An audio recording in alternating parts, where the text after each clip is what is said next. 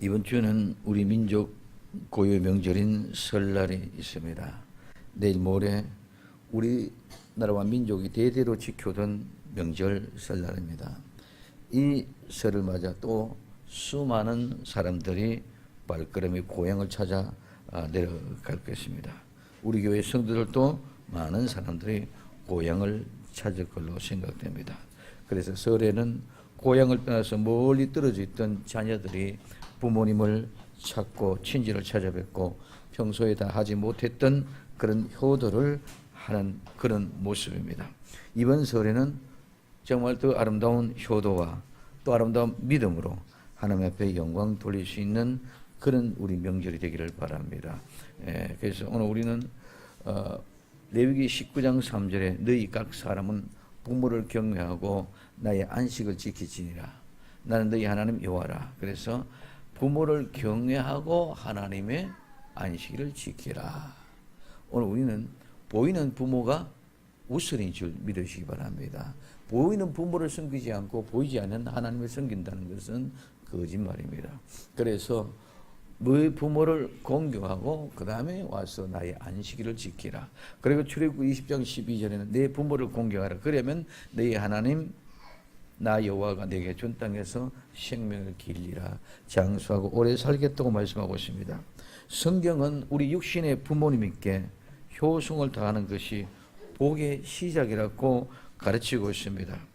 육신의 어버이에게 효도하지 않는 자는 결코 하나님을 섬길 수 없기 때문입니다. 그런데 우리의 조상들은 살아가면서 우리의 어버이뿐만 아니라 우리 죽은 조상들까지로 효를 행해야 한다고 효의 대상으로 여기고 돌아간 조상들을 위하여 제사를 지내면서 정성을 다했습니다. 그러나 성경은 어버이의 효를 가르치고 강조하고 있지만은 돌아가신 부모님을 돌아가신 조상을 예배하거나 제사하는 행위에 대해서는 엄격히 금하고 있습니다. 그래서 때로는 성도들이 전통적인 제사 의식 때문에 부딪히는 갈등들이 많이 있을 수 있습니다. 이제는 거의가 점점 그런 모습이 약화되어져 가고 있습니다. 그래서 때로는 성도들이 전통적인 그 제사 때문에 옛날에는 굉장히 많은 갈등을 느끼고 고민했습니다. 그러나 오늘 우리 생명신교회 성도는 예수님 안에서 정말 복된 명절에서 각 가정마다 복되고 사랑과 행복이 회복되는 그런 아름다운 역사가 있기를 예수님의 이름으로 부탁을 드립니다. 명절에 주의할 점 몇 가지만 먼저 생각해 보도록 합니다. 첫 번째, 음식 문제입니다. 음식은 죽은 조상이 와서 먹는 것이 절대로 아닙니다. 그렇기 때문에 제사상을 차린다든가 이런 것들은 아무런 의미가 없고 간편하게 식사 정성껏 마련해서 우리가 교제를 나누는 후에 아니면 예배를 드린 후에 가족들이 두 앉아서 함께 나누는 애차는 얼마든지 좋지요. 그렇게 할 수 있길 바라고 사진이나 영정, 오늘 고인의 사진을 준비하는 것은 뭐 괜찮을 수 있습니다. 그러나 절대로 향이나 촛불을 켜는 것은 안 되고 좋지 않습니다. 그다음에 절하는 문제, 오늘 고인이나 사진, 고인의 오늘 이런 영정 이런 것들 통해서 또한 음식을 차려놓고 이렇게 절하는 것은 절대로 우상숭배니까 우리는 금해야 됩니다. 그러므로 오늘 우리는 부모는 언제 살아 계실 때에 우리는 최선을 다해서 공경해야 되는 줄 믿으시기 바랍니다. 돌아가시고 난 뒤에 아무리 내가 해도 소용이 없습니다. 그러므로 우리는 살아 계실 때 최선을 다해서 돌아가시고 난 뒤에 할 것 10분의 1을 더 못해가지고 살아 계실 때에 하셔서 효도할 수 있는 나와 여러분들 되기를 바랍니다. 불신 가정의 문제입니다. 예수 믿지 않은 가족 전체가 예수님을 안 믿는 그런 가정에서 제사를 드려야 하는 입장에 있을 때에는 그 자리 구태여 피하지 말고 대신 가족 구원 위해서 기도하고 하나님 앞에 기도하면 되는 줄 믿으시기 바랍니다. 제사 동참 이건 우상 숭배니까 그게 아닙니다. 오늘 우리는 얼마든지 모든 것이 내가 거기에 신앙으로 고백하고 굴복하는 것이 아니라 거기에 절하는 것이 아니고 내가 그 자리에 동참했더라도 내 영혼의 주변의 환경이 그런 것이고 그 환경 안에서 나는 적응해서 기도해서 가족 구원을 위해서 기도해야 될 줄로 믿습니다. 그리고 조금 핍박받더라도 나는 정말 예수 믿기 때문에 저를 안 하더라도 정말 나는 내 부모님과 여러분들을 위해서 정말 열심히 내 기도하겠습니다. 그런 양해를 구하고 그런 마음으로 늘 엎드리고 부복하는 모습으로 가족들을 섬기게 될 때 언제나 그 가족들이 마음이 녹아지게 될 줄로 믿습니다. 그런데 산소에 성묘 갔을 때 오늘 음식을 차리고 절을 한다든지 묘지에다가 술을 붓는 행위 이런 것을 좋지 않습니다. 그 중에 대표자가 기도하고 묘에 묻힌 조상에 대한 얘기를 나누고 서로 우리 손주가 이랬다. 이런 부분들을 좋은 부분들을 우리는 교훈을 받고 그래서 우리 가문에 우리의 대를 이어가면서 좋은 이야기를 나누어서 우리가 그런 대를 이어가면서 좋은 가문의 전통과 유래를 이어가면서 하나님의 복음이 더 원활하게 전해갈 수 있도록 염려해 주시기를 바랍니다. 그리고 다른 가족이 절할 때는 우리는 서서 기도하며 될 줄로 믿습니다. 그래서 정말 우리는 서서 기도하며 저들의 영혼을 주님 구원하여 주옵소서 하고 기도하시기를 바랍니다. 그다음에 기타 우리는 중요한 것은 언젠가는 우리도 죽는다는 것입니다. 내 조상만 죽은 것이 아니요 나도 곧 죽게 된다는 것입니다. 그래서 언젠가는 분명히 한 점의 흙이 되어서 하나님의 품으로 돌아간다는 사실을 깨달아야 그리고 우리 조상들이 보기에 부끄럽지 않게 그런 믿음의 삶을 살아가야 된다 하고 다짐하고 그렇게 결정하고 특별히 형제 자매 간에 더 없는 우애와 사랑을 살기 위하여 하나님 앞에 결실하는 그런 시간이 되어져야 될 줄로 믿습니다. 그 다음에 우리는 조상에 남겨놓고 가신 훌륭한 뜻을 받들어서 교훈을 받는 그런 시간이 되어져야 된다는 것입니다. 오늘 우리는 본문에 들어가서 본문을 생각해 보도록 합니다. 첫 번째 나인성입니다. 오늘 누가복음 7장 12절에 성문에 가까이 오실 때에 사람들이 한 죽은 자를 메고 나오니 이는 그 의미의 독자요 의미는 과부라. 그 성에 많은 사람도 그와 함께 나오거니와. 예수님이 나인성으로 들어갈 때에 많은 사람들이 예수님을 따릅니다. 이때는 백부장이 믿음을 보고 칭찬하시고 백부장이 그 하인을 고쳐주셨습니다. 그러므로 그 병 고침의 역사와 함께 많은 소문이 터지면 많은 사람들이 예수님을 따르고 있습니다. 이제 그러고 난 뒤에 나인 성문에 가까이 왔을 때에 사람들이 한 죽은 자를 메고 나오는 상여를 봅니다. 한 죽은 자, 이 사람은 어디에서 살았습니까? 나인성에 살았습니다. 이 나인은 히브리어 나임에서 유래했는데 이 나임은 즐거운, 기분 좋은 또는 기분 좋은 즐거운 장소, 곳. 즐겁고 기분 좋은 것이고 기분 좋다는 의미고 두 번째는 이것은 사랑스럽고 아름답다는 그런 의미가 있습니다. 그리고 이 나인만은 자비롭다, 관대한다. 그럼 오늘 우리에게서는 이 나인성이라는 이 나인한 이름이 우리 중에서 구약의 히브리의 나인이라는 말에서 왔습니다. 그러면은 오늘 이 말에는 정말 기쁘고 즐겁고 정말 그런 사랑이 있는 장소요. 또 그와 함께 아름다운 모습으로 사랑스러운 아름다운 노래가 있는 곳이요. 그곳은 정말 하나님의 사랑으로 이해와 관용이 넘쳐나는 그런 곳이 바로 나인입니다. 그렇기 때문에 오늘 이 말은 유쾌하다, 사랑스럽다는 말에서 유래가 되어졌습니다.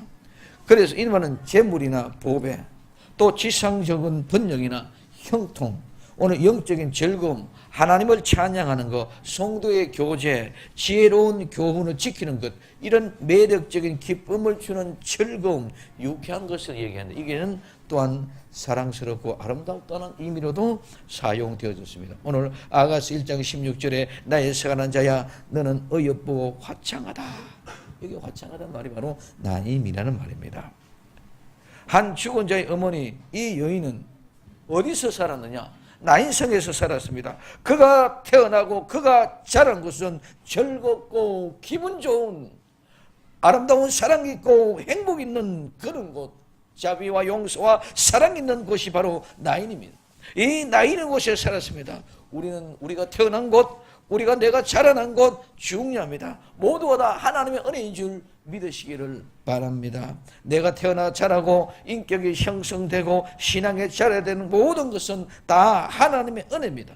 나의 부모, 나의 형제, 나의 가족뿐만 아니라 내 지역에 있는 모든 분들 한 분 한 분들이 은혜로 나누어진 하나님의 은혜라는 것.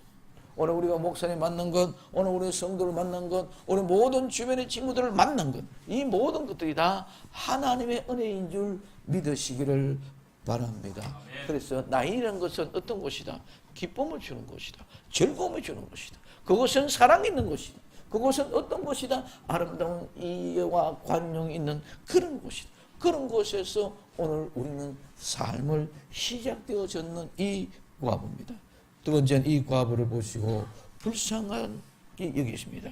오늘 주께서 과부를 보시고 불쌍히 여기서 울지 말라 하시고 오늘 누가복음 7장 13절입니다. 나인석이라는 곳에 살고 있는 이 여인의 삶을 한번 봅시다. 이 여인은 결혼하여 아들 하나를 얻었습니다.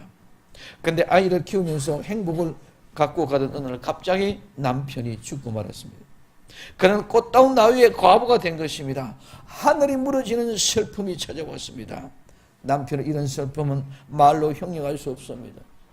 자기의 어린 것 남겨두고 간 남편을 원망하고 또 원망해서 주도 모릅니다. 그래도 아들이 있었기 때문에 조금은 위로가 되었습니다.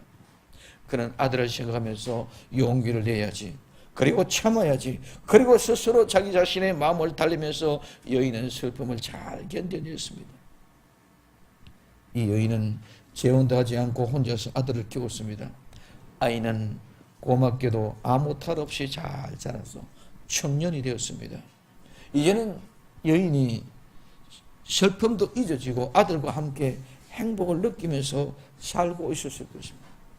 그런데 어느 날 이유도 없이 이번엔 아들이 갑자기 죽은 것입니다. 성경에는 이 아들이 어떻게 죽었는지도 모릅니다. 오늘 중요한 것은 이 여인이 걸어가는 인생이 정말로 기구하다는 것입니다. 남편 잃고 과부되어 10수년 동안 고생하며 키운 아들인데 그 아들마저 이 여인의 곁을 떠나간 것입니다. 이 여인에게 아들의 죽음은 하늘이 두 번 무너지는 것 같았습니다. 남편이 죽었을 때는 그래도 자식이 있었기 때문에 위안이 됐습니다. 그런 슬픔을 참을 수가 있었습니다. 그러나 이제는 무엇으로도 위로를 받을 수가 없습니다. 인정 많은 동네 사람들이 슬픔당한 이 여인을 위로하고 그러기 위하여 모여서 왔습니다. 그리고 함께 울며 슬프며 나누려 했지만 그에게는 무슨 소용이 됩니까? 이 여인에게 있어서는 문제는 아들이 죽은 것입니다. 오늘날 이 세상에 살아가는 모든 인생의 문제는 결국은 죽음입니다. 그런데 사람들은 아무 문제도 없는 것처럼 살아가고 있습니다.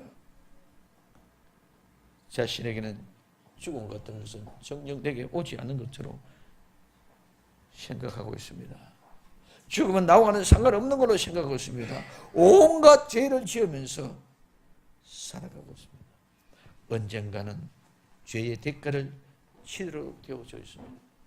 사람은 한 번 죽는 것은 정해진 것입니다.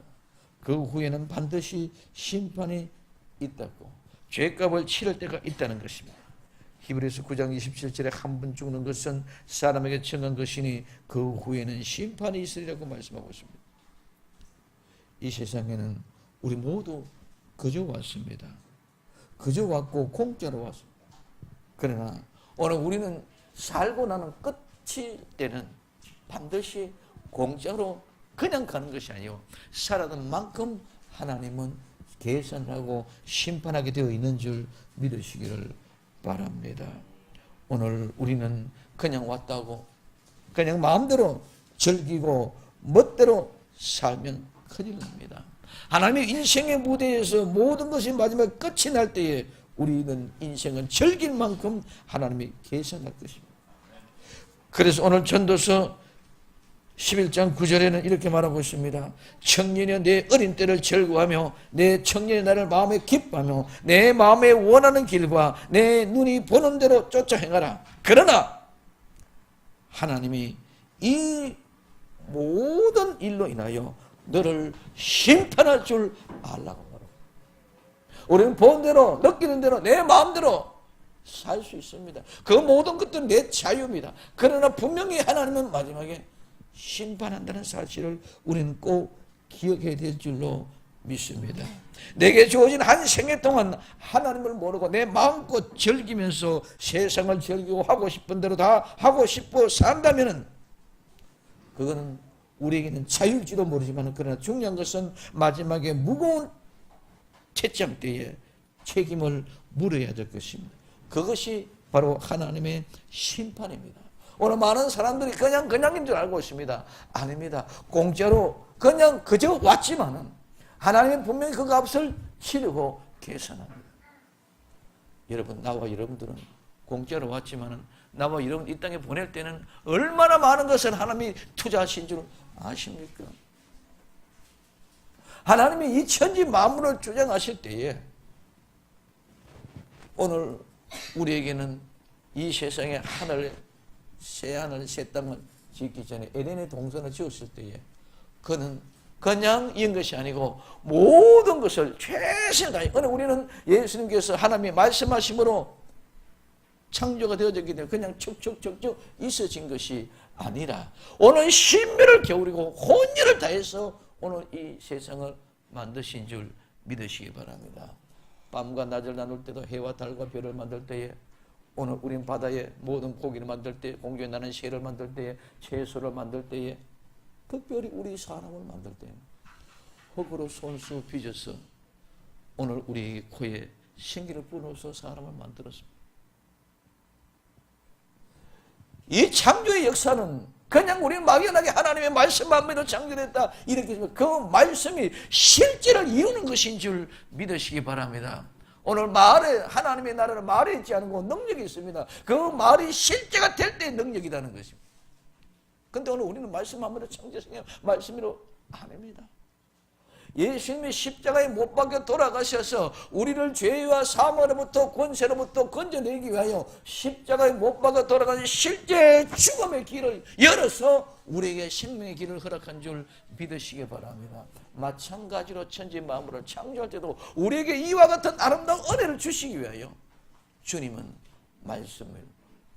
말씀했는데 그 말씀이 이루어지는 것은 피와 땀과 눈물과 고독과 말할 수 없는 엄청난 에너지가 거기에 소비되어져서 이루어진 줄 믿으시기 바랍니다.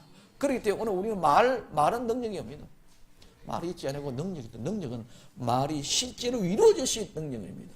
그래서 오늘 낮과 밤이 있으라 할 때 그 낮과 밤이 이루어지는 것은 그냥 이루어지는 것이 아니라 실제로 이루어지는 삶의 역사입니다. 마찬가지로 오늘 예수님이 십자가에 못 박혀 돌아가서 우리의 제물로 희생되어진 것은 십자가에서 엘리 엘리 라마 사박다니 나의 하나님 어찌하여 나를 버리셨나이까 하는 그 고통의 절규가 나와 여러분들을 살려낸 줄 믿으시기를 바랍니다. 그와 같은 아름다운 은혜의 역사가 일어나는 실제로 오늘 이렇게 그렇기 때문에 나와 여러분들을 주기 위하여 준비를 이렇게 애쓰고 힘쓰며 몸을 찢으면서 내어주면서 준비시키라는 것을 그냥 공짜로 값없이 절대로 아닙니다. 오늘 우리 누구나도 복음을 값없이 가치 없게 생각하고 있습니다. 오늘 우리는 반드시 수고하는 애쓰는 힘쓰는 그런 아름다운 노력의 역사가 있어야 하나님의 은혜가 실제가 될 줄로 믿습니다.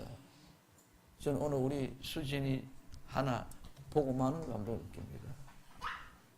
상상도 하지 못했던 일들이 저기 나는 죽어도 절대로 못 일어난다고 했던 어떤 사람들이 아침에 오니까 일을 하고 있어.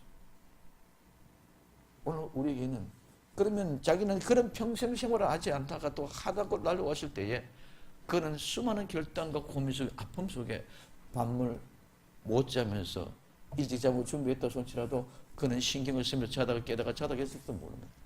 이런 아픔의 대가가 지불되어졌을 때에 내가 하고자 하는 그 목적의 산실을 만들어내는 것인 줄 믿으시길 바랍니다. 아픈 시간에 교회에 올라온다. 쉽지 않습니다. 오늘 이런 모든 것들은 오늘 우리가 실제로 이루어지는 그 믿음의 역사를 이룰 수 있는 아름다운 주인공들이 되기를 예수님의 이름으로 축원을 드립니다. 그러므로 오늘 우리는 모든 것이 그대로가 아니라 반드시 하나님이 뭐가 있다? 심판이 있습니다. 그러므로 오늘 우리는 인생의 무대에서 언젠가는 쓰러져 나갈 때에 그 심판의 값진 대가가 있다는 것입니다. 그것이 곧바로 사망이요 지옥의 형벌입니다. 오늘 우리는 하루하루를 값지게 삽시다. 우리 인생의 주인이신 예수를 믿고 따르면 하나님의 섬기는 생활만큼 값진 것이 없습니다. 어쩌면 여러분의 신앙생활에 종교를 갖는 일점으로 이렇게 생각하고 있을지 모릅니다. 취미생활로 여가 활용으로 생각하는 사람도 있을 수 있습니다. 이렇게 가볍게 생각하시는 분은 절대로 잘못 생각입니다.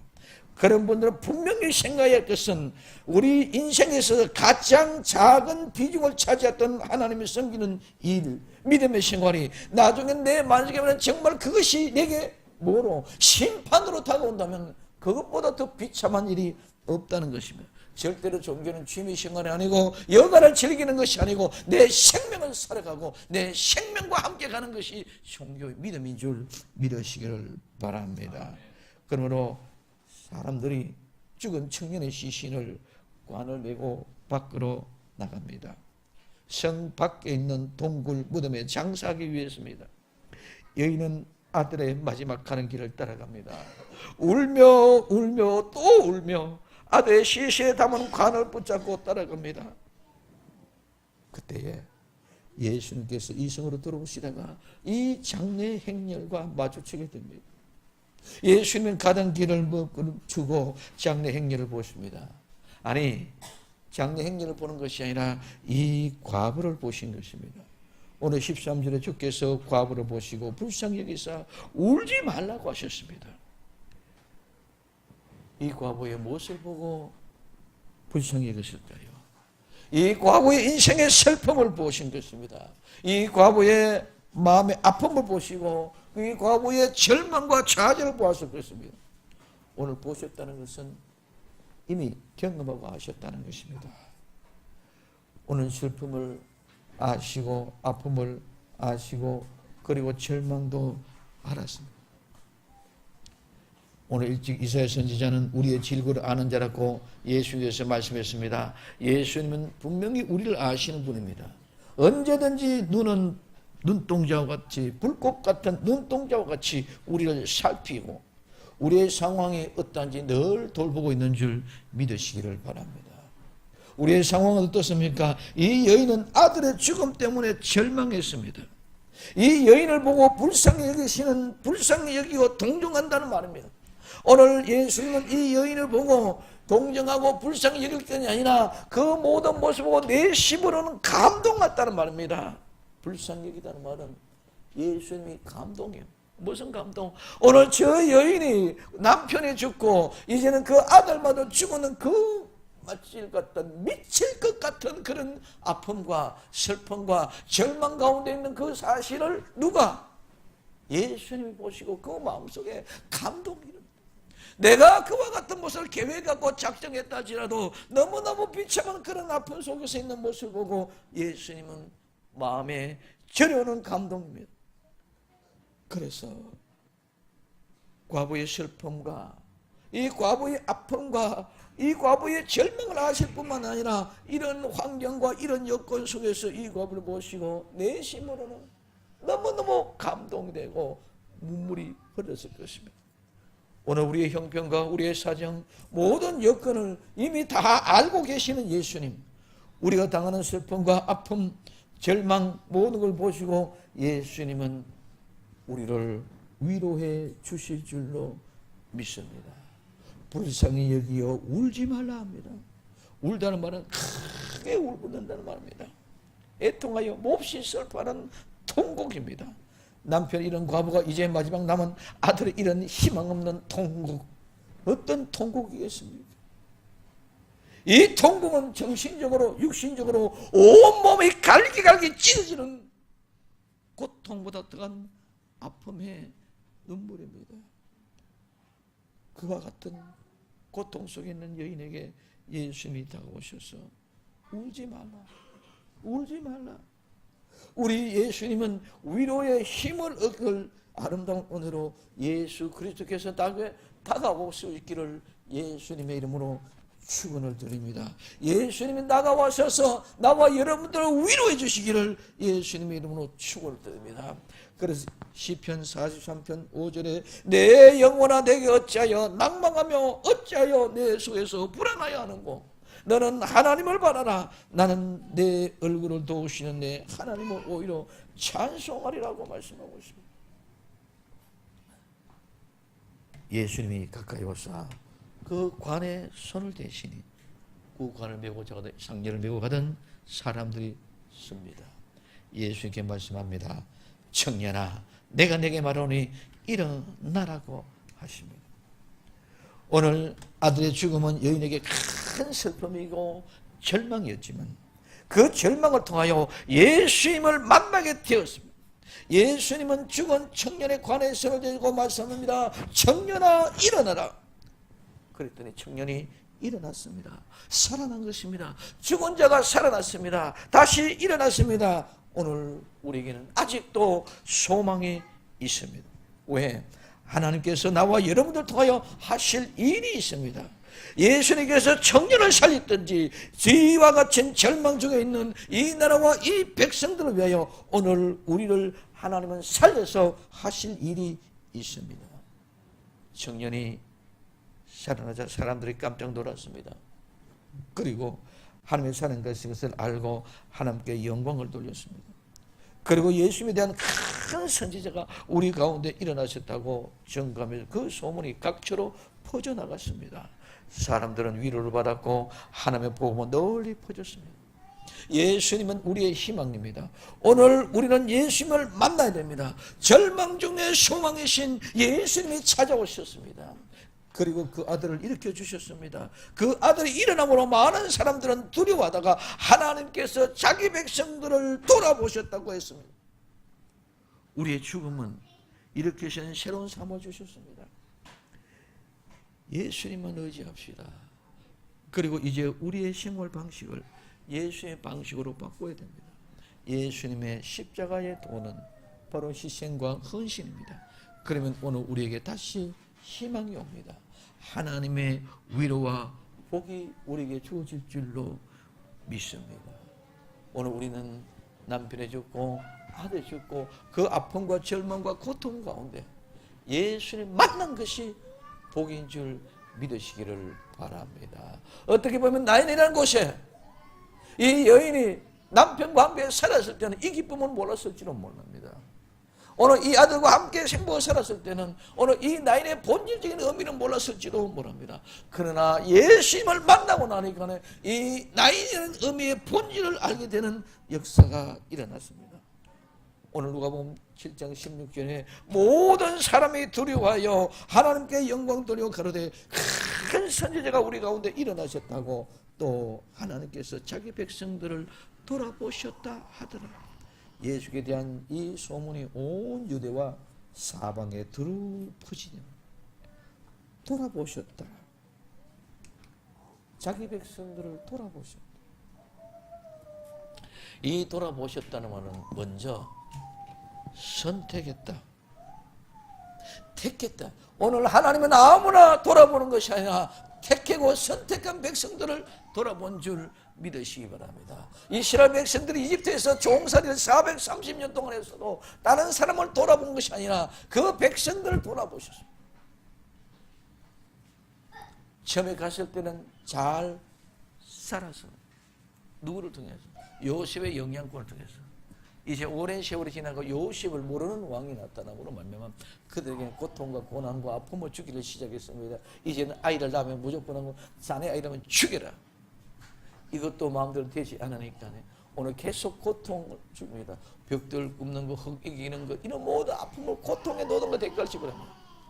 고통을 당하니까 그들이 기도하니까 하나님이 그들의 기도를 들으시고 그 백성들을 권념하신 줄 믿으시기를 바랍니다. 그래서 가장 먼저는 하나님의 돌아보신 것은 먼저 선택한 택한 백성들이기 때문에 오늘 왜 나인의 한 여인이 이 여인이 왜 하필은 그만 그 송에 죽은 자가 이상만 없었느냐? 아니죠. 죽은 사람들 많으시지만 하나님은 그 과부 남편 죽고 아들 죽은 그 과부 장래 행렬을 그 때를 맞춰 걷던 것도 하나님의 귀한 섭리인 줄 믿으시기를 바랍니다. 그래서 누구? 예수를 만나게 한 역사. 그래서 그 만나게 한 이유는 이 여인도 이미 택감을 받았고 선택되어졌기 때문에 하나님이 돌아보신 줄 믿으시기 바랍니다. 아무나 돌아보는 것이 아니라 누구? 택한 백성, 그 선택한 백성을 돌아본다는 것이다. 그러면 돌아보는 그분은 선택한 그 백성은 돌보고 지키고 보호하다. 우리는 돌아본다는 말은 한순간만 이렇게 고개 돌아보는 것이 아니고 이름만 보는 것이 아니고 돌보고 지키고 보호하게 태어날 때부터 죽을 때까지 우리 주님은 돌아보시는 줄 믿으시기 바랍니다. 이 여인이 과부가 된 것들도 알고 있습니다. 이 여인이 아들이 죽고 나쁘면 고통도 알고 있습니다. 이 여인이 어떤 모습 속에 있었든지 태어날 때부터 오늘 나인성에서부터 자라서 오늘 죽을 때까지 이 예수님은 전체를 다 돌보고 있어요. 그래서 그를 보호하고 그를 지키고 있었습니다. 그렇기 때문에 오늘 마지막에 이 순간에 나타나지 않다면 이 여인은 어떻게 될까요? 하나님을 떠날 수밖에 없을 그런 환경까지 오실지도 모릅니다. 그렇기 때문에 그 절묘한 직전에 최고의 순간에 우리 주님이 나타나셔서 그를 붙잡으신 줄 믿으시길 바랍니다. 그래서 이 말은 방문했다. 아무 때나 시나 때나 방문한 것이 아니라 정확한 것이라네. 아무 때나 근성으로 농담이 아니고 장난이고 예수님과의 만남은 우리의 인생에 있어서 가장 중요한 절묘한 찬스에 딱 때를 맞췄어. 오늘 이때까지도 하나님은 기다린 줄 믿으시기 바랍니다. 언제? 남편을 잃었을 때도 외면한과 같이 보였습니다. 아들이 죽었을 때도 외면한과 같이 보였습니다. 마지막에 무덤 가기 직전에 장례 행전 속에서 주님은 방문한 줄 믿으시기를 바랍니다. 그래서 이 말은 목적과 목표를 주시한다, 관찰한다는 말에서 이루어집니다. 그 목적은 하나님이 처음부터 끝까지 내 택한 내 백성을 언제부터 몇 년 몇 월 몇 시에 태어날 때부터 지금까지 보호하시고 지켜줄 뿐 아니라 지금 나는 완전한 절망 가운데 넘어지고 쓰러져 끝이 났다 하는 그런 상황까지도 주님께서는 결정적인 순간에 나타나셔서 방문하셔서 만나주셔서 우리의 모든 슬픔을, 모든 절망을, 모든 아픔을 한순간에 치유시켜서 새롭게 우뚝 세워 일으켜내는 줄 믿으시기를 바랍니다. 나인성에서 한 죽은 자의 어머니는 남편이 입은 과부입니다. 그리고 마지막에 희망이 된 독자 아들이 죽은 것입니다. 그러면 왜 하필이면 나인성입니까? 즐겁고 기분 좋고 즐거운 곳에서 사랑스럽고 아름다운 노래가 있는 그런 자비와 관대가 있는 그런 나인성인데 말입니다. 이 과인은 그 말과는 전혀 상관없는 절망, 슬픔, 아픔, 죽음, 통곡의 눈물밖에 없는 것 같습니다. 그러나 그 기쁨의 나인성에서 예수님을 만나지 못하면 그는 정말 비참한 말할 수 없는 그런 장소요, 그런 삶이었을 것입니다. 그러나 오늘 이 나인의 이름대로 예수님을 만남으로 진정한 사는 기쁨이 회복되고 잃었던 자를 다시 찾고 죽은 자를 다시 살려내는 귀한 역사가 진정한 나인으로 회복된 줄 믿으시기를 바랍니다. 저는 그 나인이 무엇인지도 몰랐는데 그 의미도 뭔지는 몰랐는데 그냥 내 인생 세파에서 살아가다가 정신없이 돈 벌고 정신없이 아들을 위해 쓰고 없이 그것만 찍고 하루하게 정신없이 뛰어다니다 보니까 나인이라는 의미도 몰랐는데 예수님을 만나보니까 나인이 확 들어오게 된 줄 믿으시기를 바랍니다. 이게 우리는 나인성, 기쁨의 나 인생에서 예수님 만나지 못했다면 그는 비참한 인생이었습니다. 절망과 통곡과 슬픔과 고통의 아픔에서 하나님을 감당할 수 없었습니다. 오늘 우리 생명샘교회 우리의 절망, 우리의 통곡, 우리의 슬픔, 우리의 아픔, 우리의 슬픔이 하나님의 이 감당할 수 없는 것들, 이런 것들, 이 모든 것들이 나와 여러분 통해서 예수님을 만날 수 있는 곳, 예수님을 만날 수 있는 곳, 예수님을 만남으로 이제 예수님이 더 가까이 오셔서 우리를 불쌍히 여기고 울지 말라고 위로하시고 아들을 향하여 청년아 내가 내게 말하오니 일어나라 하는 세미한 음성을 들을 수 있기를 예수님의 이름으로 축원을 드립니다. 이제는 모든 슬픔을 묻어버립시다. 그리고 정말 예수님이 가까이 다가오셔서 일어나라는 음성을 듣고 일어납시다. 하나님이 돌아보셨다고 모든 사람들이 인정하도록 합시다. 예수님은 우리의 희망이며 예수님은 우리의 모든 것입니다. 그렇기 때문에 우리는 예수님을 위한 삶을 살고 있습니다. 예수님을 위하여 우리는 이러면 이러리라고 고백하고 따를 수 있어야 됩니다. 예수님을 위하여 그리 아니하실지라도 우리는 예수님을 따를 수 있습니다 하고 고백할 수 있어야 됩니다. 예수님을 위하여 죽으면 죽으리라 하고 예수님이 어디를 가든지 따를 수 있는 복된 주인공이 되어야 될 줄로 믿습니다. 우리 생명샘교회는 나인성이 되어야 합니다. 기쁨과 즐거움, 사랑이, 행복이 있는 곳, 용서와 이해와 관용이 넘치는 아름다운 교회가 되어야 될 줄로 믿습니다. 두 번째는 이 생명샘교회는 예수님을 만나야 됩니다. 예수님 만나지 못하면 아무리 이름이 거룩하다 할지라도, 예수님을 만나지 못하면 아무리 우리에게 주어진 사명이 크고 무겁다 할지라도 본질과 영성으로 깨어있고 부활의 영성으로 살아나고 오늘 다시 오실 예수 재림의 신앙으로 무장됐다 할지라도 예수님을 만나지 오면 이 모든 것들이 다 머리 위에 지은 집과 같이 될 것입니다. 그러나 우리는 반드시 예수님을 만나야 됩니다. 그리고 하나님이 자기 백성들을 돌아보았다는 인정받는 교회가 되어야 될 줄로 믿습니다. 그래서 우리는 마지막에 정말 저 생명샘교회 하나님이 돌아보셨구나, 하나님이 택한 교회구나, 하나님이 정말 보호하고 지금까지 지켜 보여주셨구나. 그러므로 이제는 모든 소문이 우리 서울 장안에뿐만 아니라 온 세계를 향하여 퍼져가는 귀한 역사가 있는 교회가 되어야 될 줄로 믿습니다.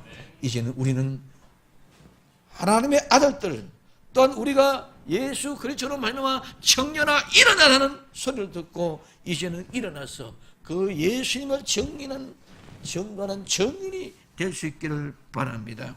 생명샘의 이 과부의 아름다운 복음이 온 세상에 널리 퍼져 모든 사람에게 하나님의 생명샘 복된 성도들 즉 하나님이 자기 백성들을 돌아보셨다고 소문이 온 세상에 퍼져나가는 귀한 교회의 귀한 성도의 귀한 주인공들이 다 되기를 예수님의 이름으로 축원을 드립니다. 기도합니다. 사랑하는 주님,